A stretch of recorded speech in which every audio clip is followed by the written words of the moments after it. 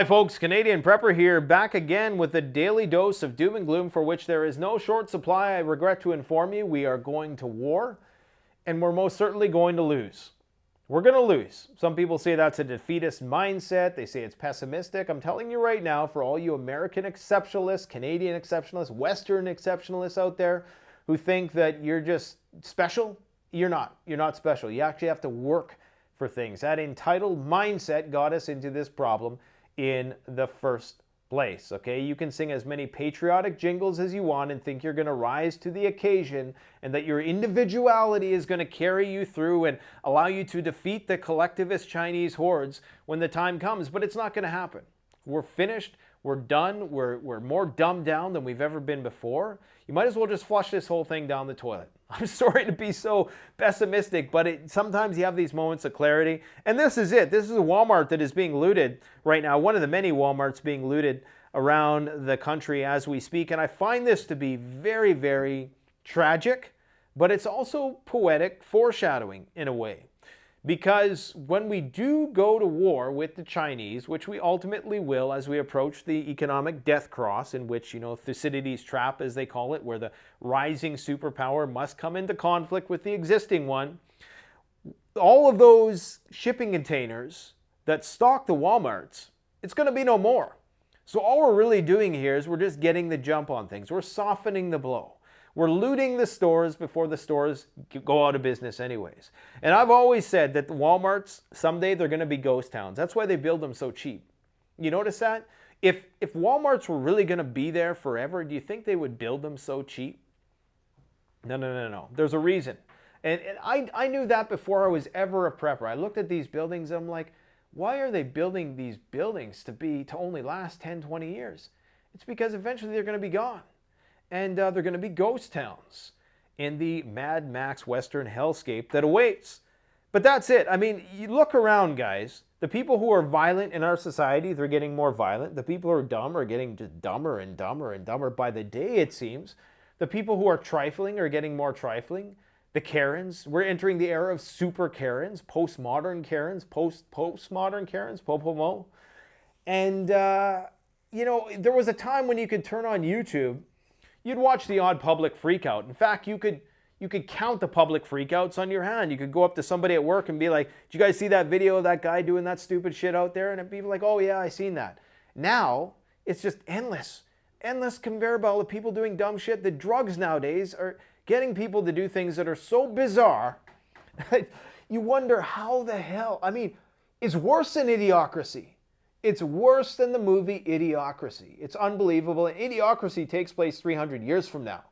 The only thing holding the fabric of society together right now is a handful of really smart people, some algorithms that are getting smarter, thank God, because at the rate we're going to need to be babysat real quick.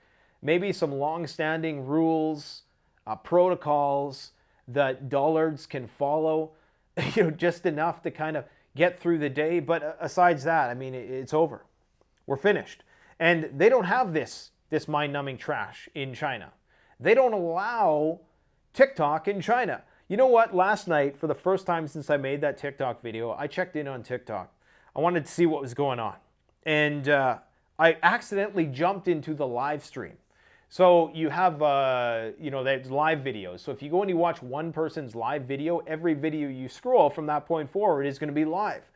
So you can see what the world is doing in real time, like just scroll in real time, just one after the other. And every single video that I came across, people were just doing the dumbest possible things. Nothing uplifting and enriching whatsoever, just the dumbest things. And the most depressing part was there tens of thousands of people watching these people do stuff. It's over. So just keep prepping. Get your place in the woods while you can, because, man, the shit's hitting the fan. Look at what the Russians are doing right now. These are the recruitment ads they're putting out.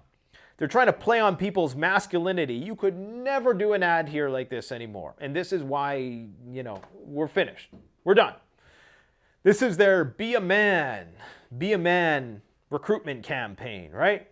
Every man is a warrior type thing, find your inner warrior, that sort of thing. And they explicitly say, You know, be a man. And this is geared towards men. It's not geared towards whatever you want to identify with, because those people aren't the ones who are going to be on the front lines dying like what's happening right now. So, you know, this is why we're done. We're done. I mean, we're on the complete opposite end of this. Like I say, the death cross, they're going up, we're going down. Get some gold, get a cabin in the woods, get some freeze-dried food, get some weapons for hunting, right?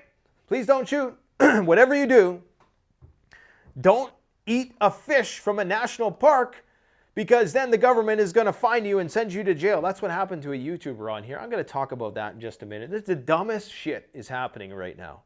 And yeah, our exceptionalism is not going to save us. So stop telling me that a bunch of people who know nothing about combat besides playing Call of Duty or getting into conflicts with these defenseless nations are going to be able to carry us through a world frickin' war with the Chinese and the Russians. It's not going to happen. All right, on to the news. What was that, like a 6-minute rant? Holy shit. Emergency at U.S. nuclear bases. I don't even want to talk about the news today because it's like, you know, what's the point? What's the point anymore? I'm feeling kind of jaded today. Did I tell you guys I'm on the 8th day of a survival challenge? It's not really a survival challenge. You see, because we're so pussified here and pampered, it's a challenge to me to do what I'm doing. I'm going to disclose exactly what I'm doing in a few days when I decide to throw in the towel, but it's got me a little psychologically taxed and irritable, as you can probably appreciate. So sorry if this is a little off brand today, but man, sometimes you gotta do certain things that are different in order to get that clarity that only comes with being very, very irritated when you see how messed up things actually are.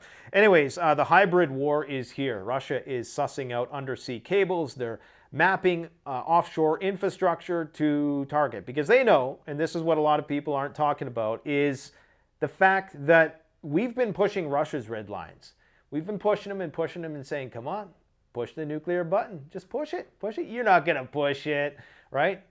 They're going to start doing the same thing. They're going to realize if you guys are going to treat us like the boogeyman, then we might as well be the boogeyman. What do we have to lose? Let's blow up some pipelines. Let's blow up some, what are they called, fiber optic cables that act as the synapses for international telecoms.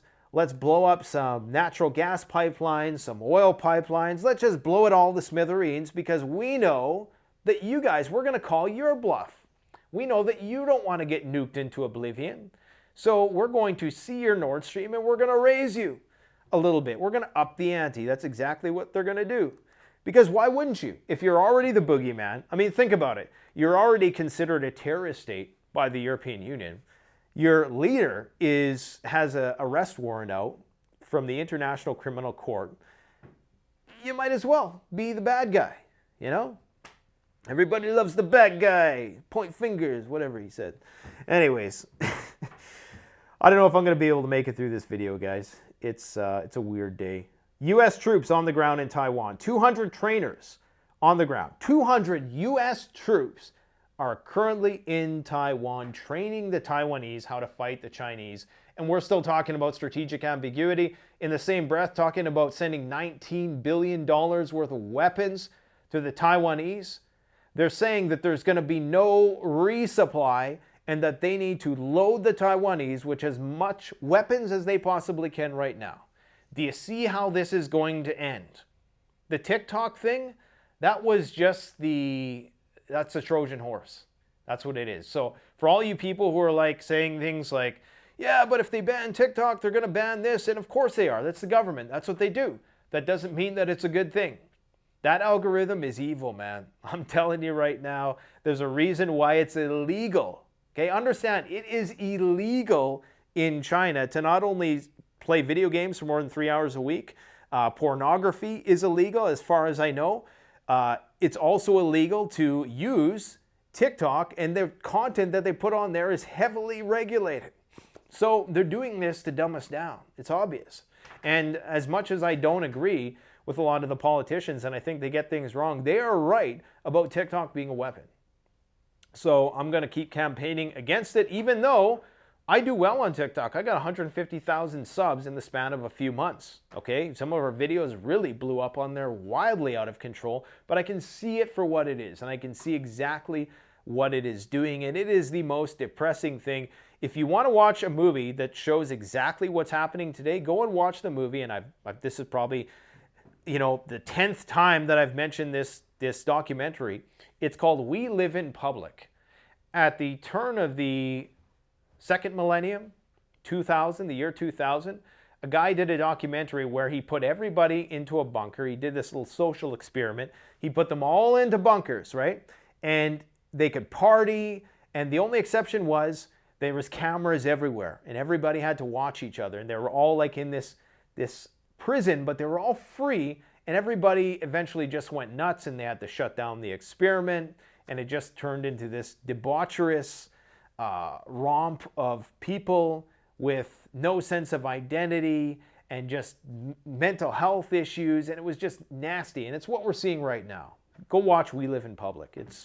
It was the most prescient documentary ever made. Okay, this was one of the guy who made the documentary. I believe he was the first guy to ever do 24-hour live streaming of his life. Anyways, where are we at here? Taiwanese citizens are preparing for total war. Largest NATO cyber exercise has begun. 3,000 people are partaking in this cyber exercise. Just all war. Putin has been in Ukraine for the battle. He was standing on the opposite ends of the trenches while Zelensky was there, the other Vladimir and Vladimir, fighting with one another. I mean, you couldn't write that into a book. You know, if you're religious, Gog, Magog, Vladimir, I mean, it's like we're living in a cartoon. This is clown world, for sure. Most definitely. Anyways, the only reason why Putin went to the front lines now is because the battle is coming. It's about to happen. According to the leaked documents, they're saying, if you can even believe half of what they're saying in those documents, they're saying it's going to happen by the end of April. So we're going to see what happens, because they're worried that Ukraine is going to run out of missiles to defend themselves with, which is why they sent the one Patriot missile defense system. And if Ukraine loses the missile defense, which is Soviet era stuff, which is why they haven't been able to have air dominance, the Russians haven't been able to, and which is why that's been holding them back. See, we're so used to just bombing helpless, defenseless countries into oblivion, we don't really know what a peer-to-peer war looks like, where they actually have good functioning missile defense. And really, nobody's talking about how that's a testament to Soviet-era missile defense. Anyways, they're just dumb. They don't know anything, right? What do they know? U.S. is shooting off ICBMs. They did their, biannual Minuteman missile test. Went off without a hitch, but of course now in the climate of not having a New START treaty, that's a problem, because they don't necessarily have to notify the Russians in advance. The Russians don't know if it's real world or exercise, and we're always teetering on the brink of World War III, and nuclear war, I should say, DEFCON 2 and 1. China-U.S. trade war is ramping up as China sanctions Lockheed Martin and, what was the other one, Raytheon. So now they're not going to be able to get all the parts that they need, the rare earth minerals, in order to build the weapons. You see what a tangled web we weave? So now everything has to come back on shore, and that's going to take some time. So why fuel the U.S. war machine if you got 200 trainers and you're sending weapons to fight us in the future? Makes no sense. Chinese agents arrested in the United States. Apparently there's a lot more stations around the world. There's a whole list of those things. Poland is intensifying its military drills around Kaliningrad's border. There's been a lot of spy planes and just military activity in general. Too much to name. It's becoming white noise, to be brutally honest, between the exercises, between all the flight radar stuff, the ghost ships, it's just, there's so much stuff going on that it's reaching a point where it's like a bunch of hot coals, and all it's going to take is a slight breeze to make it ignite. We got North Korea planning to launch their spy satellite. We got the Cascadia fault line earthquake risk if these human man-made problems were not enough. We have the friction, more friction on the fault line due to this lubricant being released, so they say. We got our strategic oil reserves declining once again, And the prices of gas are, of course, going up once again, which is quite unnerving considering the way things are being restructured around the world. We got a major credit crunch coming and a recession. If you're Peter Schiff, you think we're going into a depression. If you think you're Canadian prepper, then you think that this is it. This is SHTF. This is the end of Western civilization as we know it, and it's time for a big old reset. Bird flu apparently is out of control, killing everything to the, the west of South America. Sea lions, birds, it's just killing everything. Marburg virus is spreading in Africa. There's a shortage of food in Spain as a result of the drought. India is dealing with one of its worst heat waves in history. We have global debt hitting a new record, 300 trillion, baby. And Chicago is burning. What else is new? I don't even know if I want to do this today, to be brutally honest. Do I have to say anything else? Look at this map. Look at what is going on here. Oh yeah, China's building more Antarctic bases. This is the amount of bases that they have down there in the Antarctic. Everybody's, who knows what they're doing. I mean, if you're a flat earther, this would be a good time to be a flat earther because you'd be carefree. You wouldn't believe any of this stuff. What else is going on here? Jeez. Okay, so the Sudan thing, this is an interesting story. Russia is plundering gold in Sudan to boost Putin's war effort. That's what they're saying now. We got to save the people. Save the people from the evil Vladimir Putin who's taking all the Sudanese gold. So they say. Sudan is the third largest exporter of gold in the world. And, you know, I mean, if you're a fiat-based system, I guess you don't want people, or sorry, not in the world, in Africa, correction. But I guess if you're, you know, a fiat-based system, you don't want people to know, or you don't want people to be able to exploit your gold, especially if you're in the midst of a decoupling and your currency is losing global reserve status, then that could be a problem. I'm not saying it's not true. I'm not saying that the Russians are angels and they're going in there and they're just doing it out of the goodness of their heart. Obviously not. But yeah, not looking good. Like I say, guys, this was the main story for me today. This is the main point of concern. Back in November, there was a documentary, and they spotted this ship. There's been all kinds of activity up here in the North Sea. This is the North Sea right here. This is actually where a lot of this stuff is taking place because, as you can see, that's where a lot of the undersea cables and critical infrastructure is located. And I think the Russians are going to do something here. Because like I say, if you're going to demonize them, they might as well be the boogeyman. We think they are, right? And you can go online, Climate Infrastructure and Environment Executive Agency website or the Submarine Cable Map website to see all the undersea cables, the fiber optic cables, power lines, you know, gas pipelines, oil pipelines, carbon dioxide pipelines, smart grids, substations, the whole 9 yards.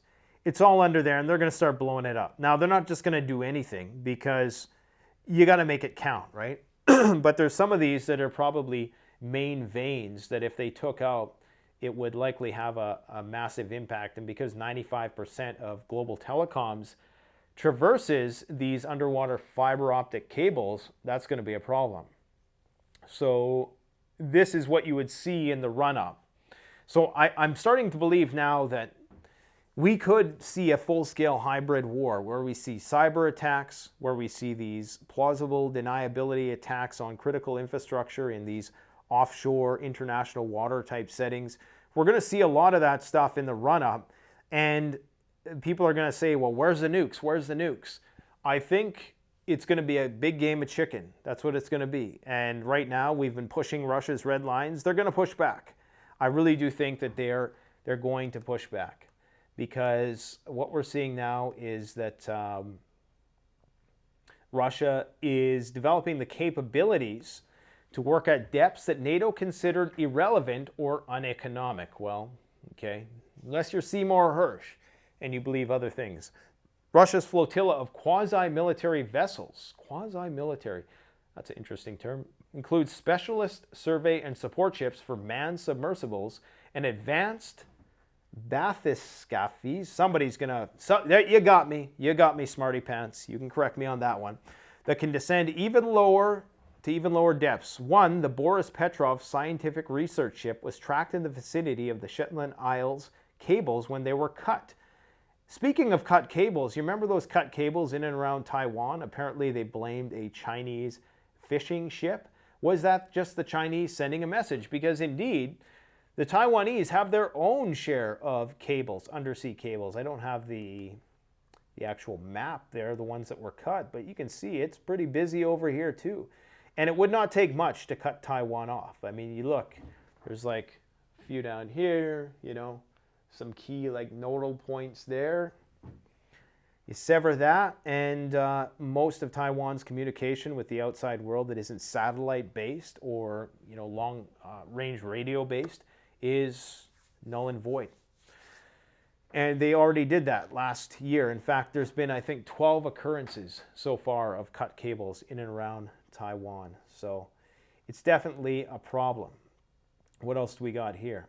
So on the deck of this ship, so this is where this ship was. This is the route of the vessel here.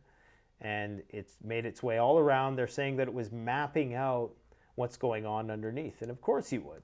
I mean, there's going to be a war, and you got to see, I guess, where the enemy's weak points are. But I'm just amazed at how, you know, we're going to see all this stuff beforehand. We could even see an EMP without it going nuclear. We literally could see. I'm of the belief now that they're going to call our bluff, and we're probably not going to respond right away unless we are fully confident that we can wipe them off the map quick. I think that we're going to see a lot more conventional war than anybody would have thought, because we're going to keep raising the bar for what's considered okay and normal with respect to fighting conventionally. On the deck of a ship, a masked man brandishing an assault rifle can be seen in distinctive Russian camouflage, looking menacingly at the camera. Western intelligence believes the ship is part of an extensive program aimed at mapping offshore wind farms, gas pipelines, underwater power, and internet cables. So that's the main point of concern for me today. I mean, there's all kinds of other news, guys. There was an attack. Probably the most important thing that I didn't even mention yet is that the Ukrainians used an American-made Sidewinder drone. It has a very short range, very low yield, but they used this to attack a place within Russia. So this is the first time that an American-made drone, fully American-made drone, actually was detonated on Russian soil.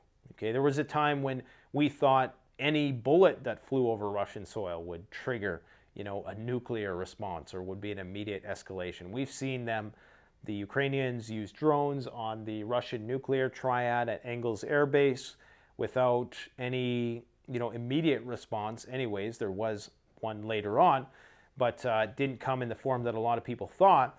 So this mission creep, we're getting closer and closer. Now the Ukrainians are saying, hey, we need American servicemen in there to fix the tanks on the front lines.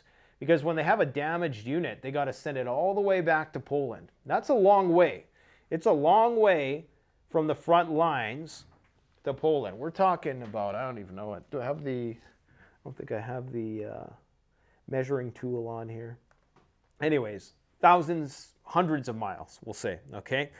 And that's very inefficient. So what they want is they want to have these guys close to the front lines. You put more American troops on the ground. The leaks reveal that there's already troops there doing who knows what. Some people say they're just there to audit the weapons to make sure they're going to the right places. Other people say, no, they're playing a more active role, actually commanding and directing various strikes on Russian forces. That, of course, is a problem, right? Because that means we really are at World War III. Now, what else should I talk? I mean, there's just so much. The Chinese defense minister was in Russia. I mean, this is huge news. This is huge news. They're getting ready. They're getting ready. And now they're starting to worry about nukes again. You notice that in the media? U.S. warns Putin will use a non-strategic tactical nuclear weapon in a managed risk escalation. A senior U.S. diplomat has warned NATO allies that they really need to be on alert for signs that Vlad will use what he considers a non-strategic tactical nuclear weapon in a managed escalation. I think that could happen. And when that happens, I've been saying this for a long time, They will normalize the use of tactical strategic nukes. That's what's going to happen.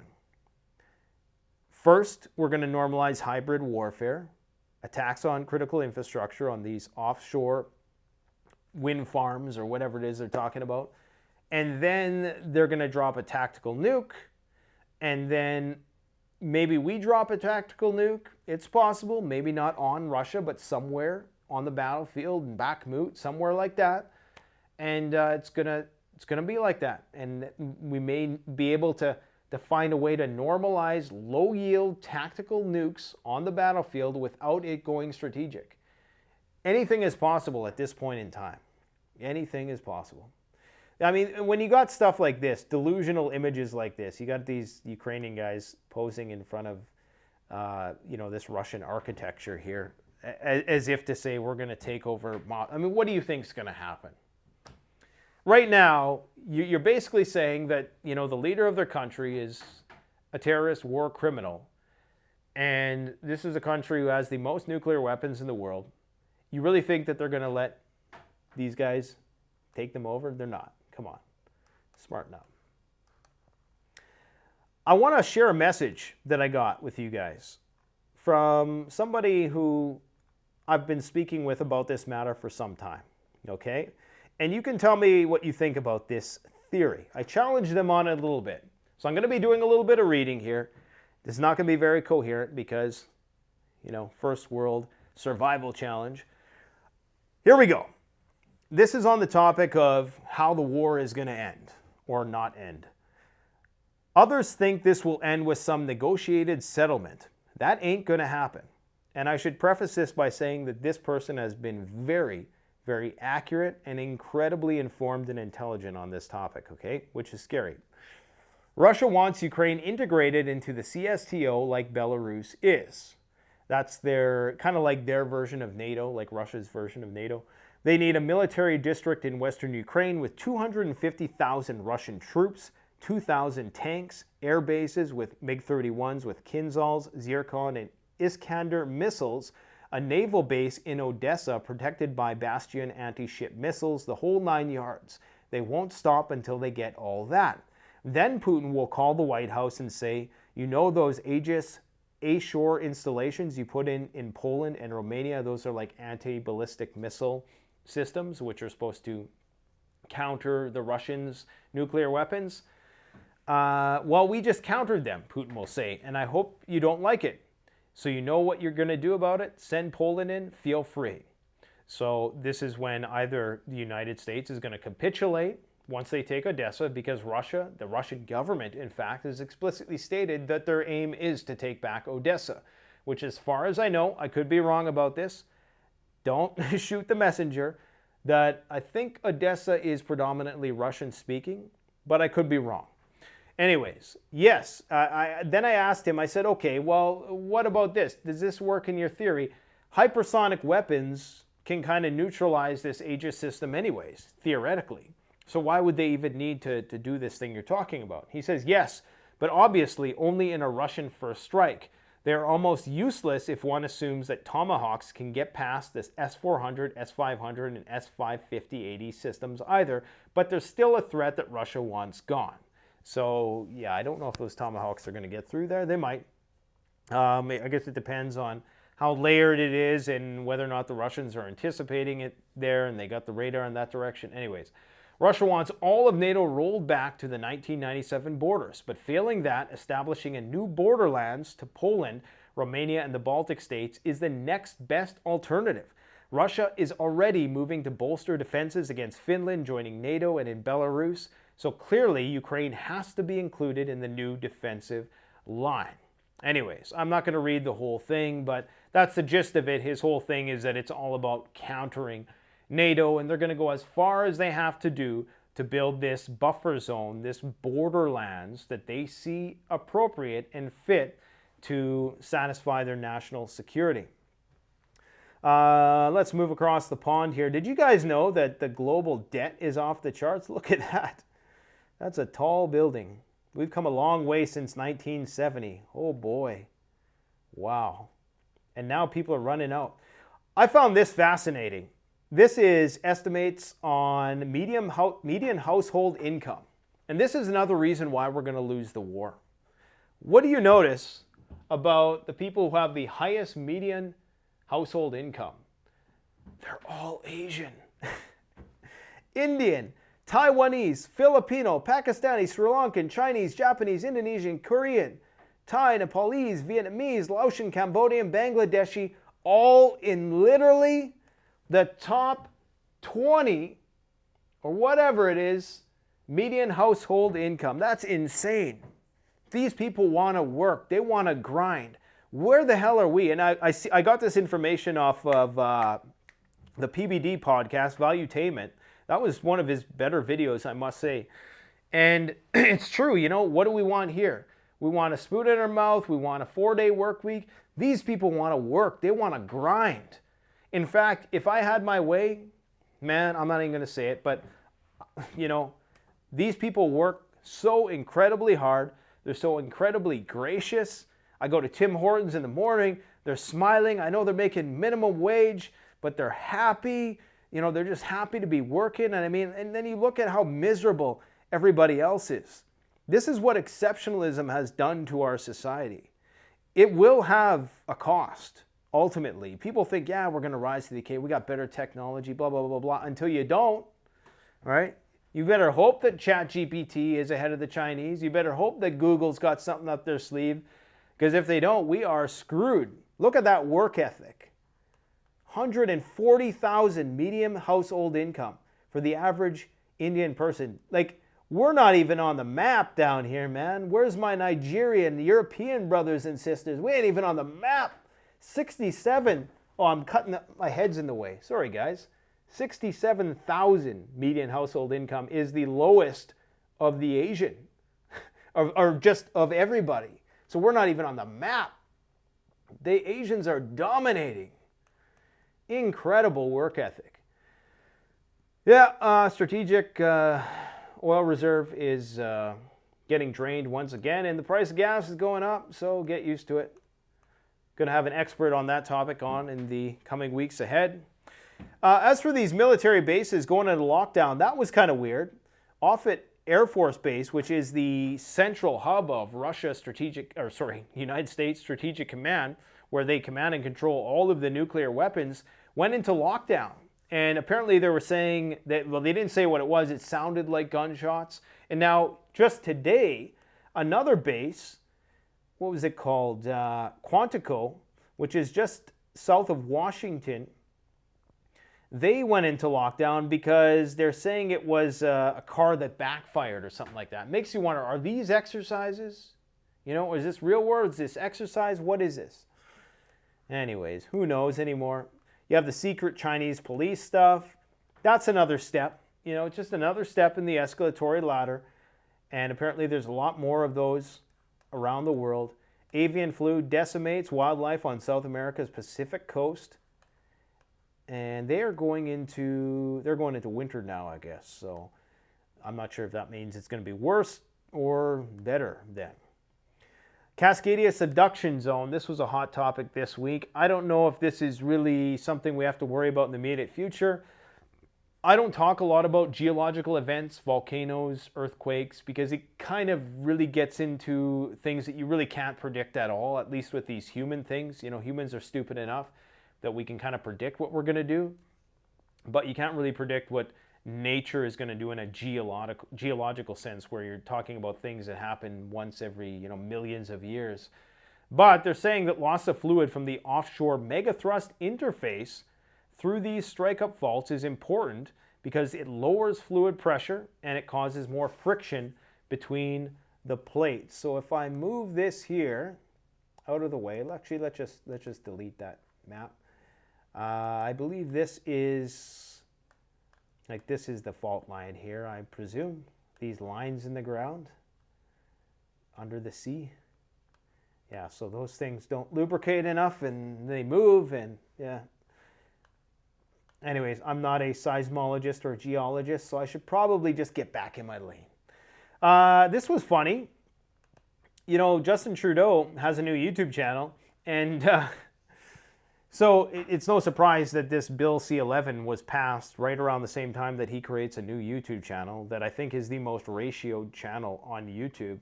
But Elon Musk, I got to hand it to this guy.